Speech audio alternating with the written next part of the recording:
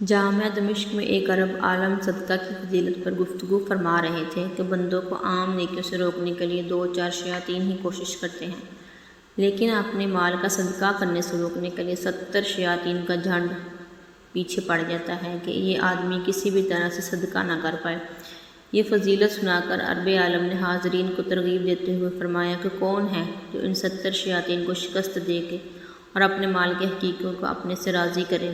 مجمع میں سے ایک نوجوان کھڑا ہوا اور اس کا غصے کا پارا چڑھ گیا اور کہنے لگا کہ میں آج 70 شیاطین کو شکست فاش دوں گا۔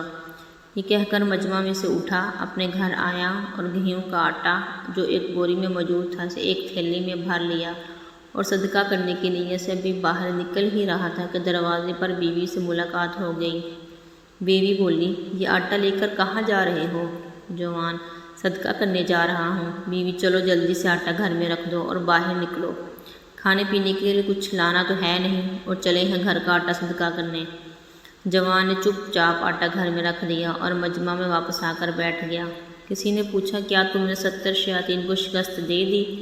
جوان نے کہا، میں نے ان سب شیاطین کو شکست دے دی تھی، لیکن ان کی ماں کہیں سے آدم کی اور اس نے مجھے شکست دے دی۔